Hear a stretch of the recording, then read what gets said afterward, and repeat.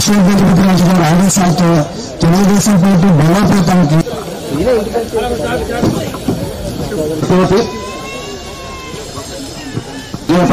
మరి సునీత వైసీపీ మహిళా నాయకత్వాన్ని మరి ఈరోజు అక్కడ ఆర్టీసీ ఈరోజు నుంచి మరి తెలుగుదేశం చేస్తామని బి నాయుడు, పి హరిప్రసాద్,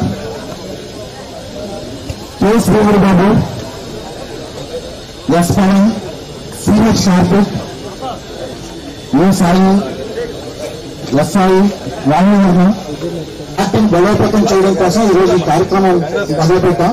అలాగే వార్డు పెద్దలందరూ కూడా రామకృష్ణ, ఈరోజు 2 వార్డుల నుంచి 34, 39 వార్డు నుంచి ఎంతో మంది మన తెలుగుదేశం పార్టీ కార్యక్రమాలు, ఎన్డీఏ ప్రభుత్వం చేసిన అభివృద్ధి పనులు అంటే Telugu Desam party, Janasena party, BJP party 3 పార్టీలు కలిపి చేసిన అభివృద్ధి సంక్షేమ పనులు చూసి మీరందరూ కూడా జాయిన్ అవ్వటం ఎంతో సంతోషం అనిపిస్తుంది.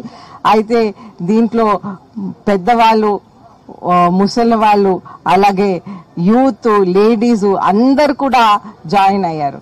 అయితే మనం చూస్తుంటే మన ఎన్డీఏ ప్రభుత్వం కార్యక్రమాలు అయితే అందరి కోసం మనం చేస్తున్నాం. అయితే ఎస్పెషలీ మన యూత్ ని చూస్తుంటే ఎన్నో కంపెనీలు అనేది మన లోకేష్ గారు ఈరోజు తెస్తా ఉన్నారు. అయితే మనం ఒక డిఫరెన్స్ అనేది చూడాలి. వైసీపీ ప్రభుత్వం ఉన్నప్పుడు ఏ విధంగా కంపెనీలు వెళ్ళిపోయిన కంపెనీలని కూడా మళ్ళీ లోకేష్ గారు తేగలుగుతున్నారంటే అది నిజంగా వారెంతో కృషి చేస్తున్నారు.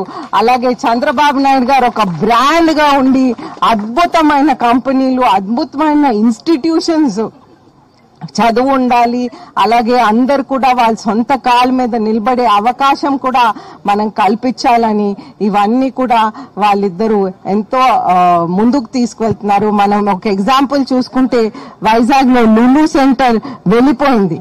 అయితే వాళ్ళ ఆ టైంలో ఆ స్టేట్మెంట్ కూడా ఇచ్చారు, మేము మళ్ళీ ఆంధ్రప్రదేశ్ కి రామని చెప్పారు.